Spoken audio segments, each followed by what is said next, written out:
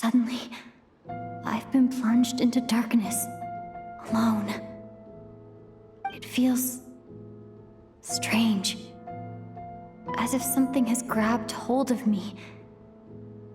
Is Dottore now powerful enough to interfere with space itself?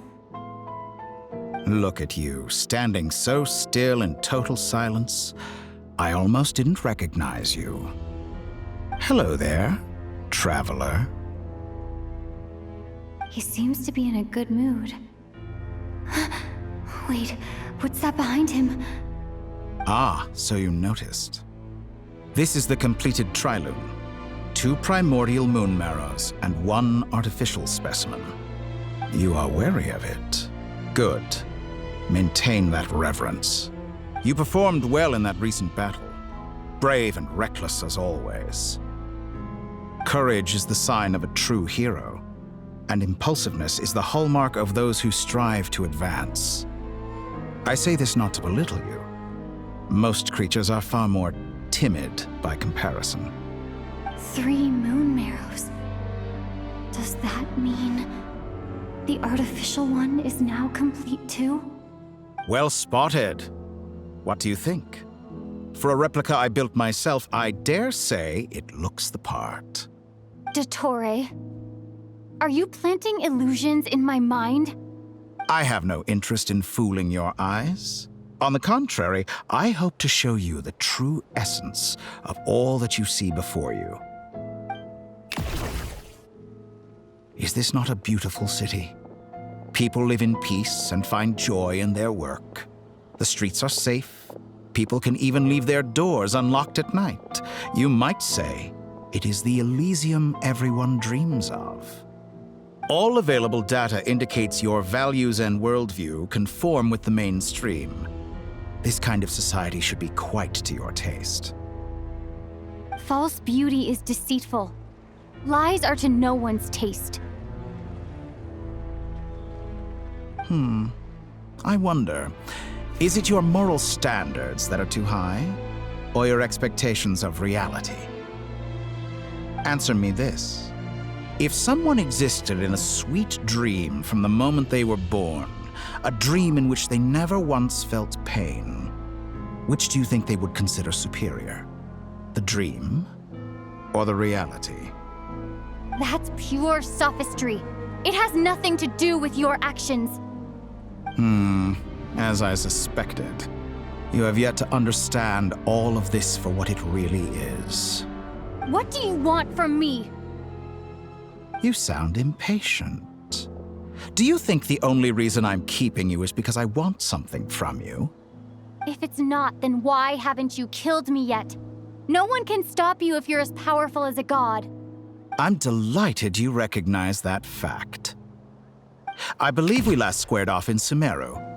Ah, the memories. How time flies. You and I have both grown. I'm not surprised that Arlecchino and Sandrone worked with you. You've always a way of slowly but surely ingratiating yourself with all levels of society. People laud you as a hero, but I suspect there's more to it than that. Oh, but to be clear, I don't say that to flatter you. Do you always give your opponent an appraisal before you deal the final blow? Call it a long-time habit. I'm a researcher, and one of my duties is to give an objective assessment of my subjects. But you misunderstand. We are not opponents. Not at this moment. I just want to talk. Think back to Tartaglia, Arlecchino, Capitano, Columbina, and now even Sandrone.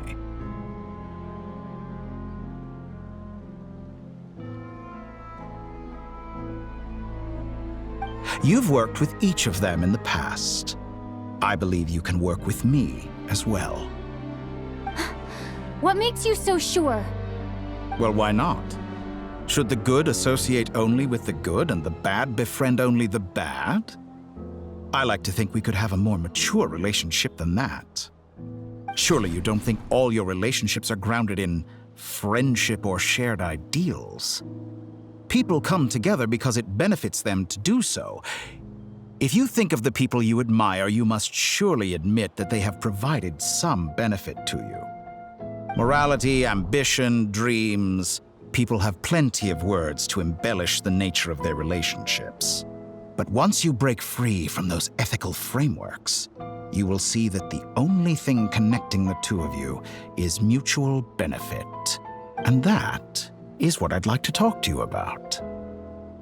We're finally getting into it. He's probably been planning to kidnap me for a long time now. But for what exactly? He has the authority of all 3 moons. I won't be able to gain the upper hand in a fight.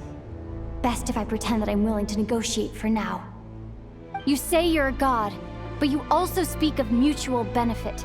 What could a god want that the 3 moons cannot provide? Excellent question. But before I answer, I would ask you the same thing. Gaining Columbina's allegiance was a rare and extraordinary feat. But the Moon Marrows are now in my hands, and I have the edge over her. For this artificial moon is not being rejected by Teyvat. Her identity and lineage may have been a thing of glory in the old world, but they were also shackles that prevented her from ever integrating into Teyvat. I, on the other hand, you may view me as a thief, but I have overcome that limitation. So what is it that the 3 moons cannot grant you? What stops you from negotiating with me to get what you want? I don't make deals with lying psychopaths. That's quite an accusation. Are you expecting me to get angry with you? Well, this is one aspect in which my personal growth has served me well.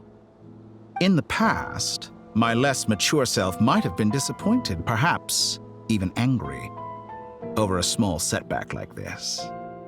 Like when you and Lesser Lord Kusanali joined forces to oppose me, for example. But things are different now. Just as the rich do not quibble with the poor, I no longer find myself perturbed by these trivial affairs. Human relationships end with conflicts of emotions and interests.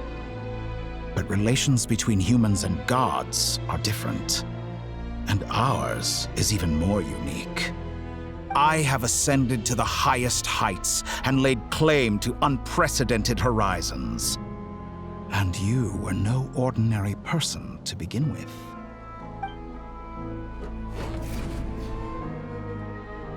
Allow me to show you the world, Descender.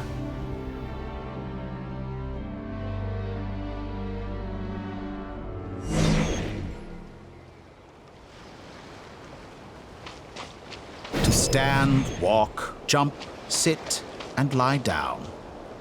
These are the most common of behaviors.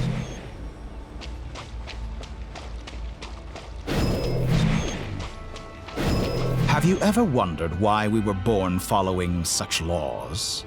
Who stipulated that we could not fly instead of walk?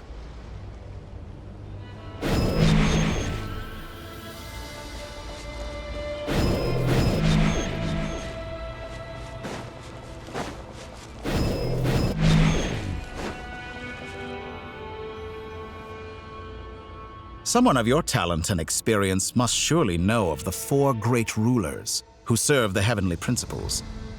They govern life, death, time, and space. One wounded by a blade will die from blood loss or infection, and one who falls into a lake will drown in agony. The elderly wallow in solitude, and the solitary age faster.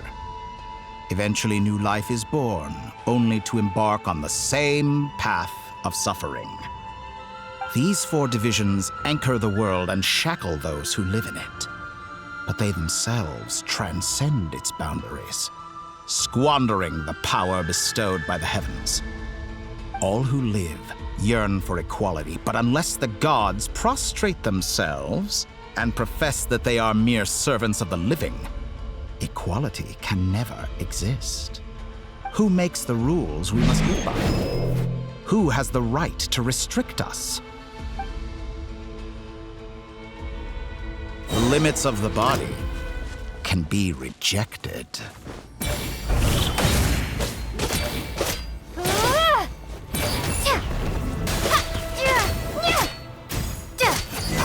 feel to be among those with absolute power? You cannot conceive the extent to which your flesh hinders your mind and spirit.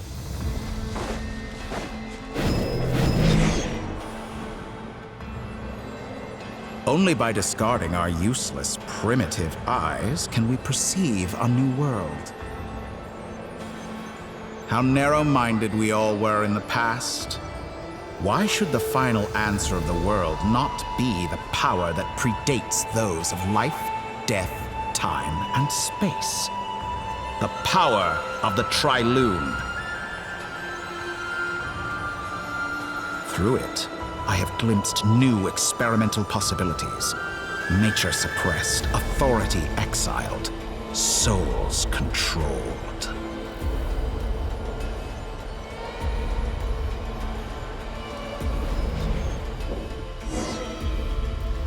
You know, I heard recently that a group of critics reviewed countless stories and drew an interesting conclusion. They found that it is more often than not the villains who strive tirelessly to push the boundaries of progress. In fact, long before this, someone voiced a similar idea in an academia editorial. I felt a great affinity with this perspective. I have never been afraid to step up and play the role of the villain. Fanatics are trampled down for their transgressions, and those who transcend are rebuked for their audacity. And so, the majority of creatures are too timid to follow my lead. But all sacrifices made during my experiments have been worthwhile, as you can now see. I can offer you something new, something unique, precisely because I am a villain. Think about it. We are eternally bound through mutual interest. Can you truly say you would never turn to malice if it could give you the life you dream of? After all, what value do perfection and purity really have? They are fragile and feeble things, utterly tedious. I say, better to be governed by a flawed humanity than a gnosis. The true seeker of knowledge is the villain who undergoes countless tribulations in pursuit of their goal. I'm sure many people have told you that you're different. Because I'm a descender? Exactly. Very clever. But what has that got to do with you? I do not conceal my wicked deeds, my selfish desires, or my greed. A true researcher must act as I do if they are to understand and speak of the truth. And yet, a knowledge seeker like myself will inevitably grow tired of studying Tevat beyond a point. You have traveled to all corners of the world and met many people. Along the way, there have been moments when you were misunderstood or even became a wanted criminal. And all the while, you have spent your days doing some of the most mundane jobs in the world. You fight and toil, claim minuscule rewards from my friend Pantalone, then you fight some more, winning some battles and losing others as your search goes on. And this cycle continues, with no end in sight. Surely you must sometimes grow weary of being stuck in this same loop day after day. We're completely different. I embrace everything that life throws at me. I am engaged in every step of my journey. How does that make us different? I too embrace what life brings, researching everything that interests me. Think of all the novel things I've managed to create. Like the artificial moon marrow. Don't you see? As unique a specimen as she was, even Columbina is not irreplaceable. Take that back. She's gone because of your actions. I didn't say that to anger you. Though admittedly, I don't see what there is to be angry about. Anything Columbina could do for you, I can do better. I know what your ultimate goal is. You wish to walk the path your brother walked and seek answers from him at the end of that journey, don't you? Someone like you could never understand what it feels like to care about another person the way I care about him. Perhaps not. But that doesn't mean I can't help. I could find your brother right now, bring him before you, and make him give you the answers you seek. Don't be so presumptuous. You'll never begin to understand the situation between us. Oh, no. This is no presumption. I'm only offering what I know is possible with the power of the Trilune. But it seems like you would sooner continue with your journey through this world. Why? Do you truly desire this journey? Or is it simply a necessary process from which you cannot escape? Think of all the time and energy you have spent, everything you've had to endure just to make it this far. Is this really what you want? Or has your hand been forced by the promise of that final answer? Yes, you have made many friends. But do they ever spare a thought for the void in your heart and what it yearns for? What you want is not friends. It is family. But do they know this?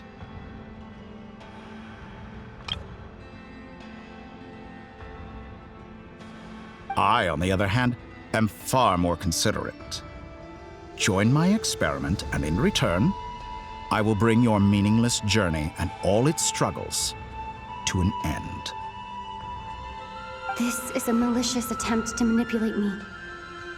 But at the same time, he's stating some very human truths. Of course, he's right about my predicament. How can I deny it? I have faced ungrateful strangers, never-ending troubles, an endless quest for answers. I want to see him. After everything I've been through, words can't describe how much I miss him, how much I want to be reunited with him. Wherever you are right now, do you miss me too?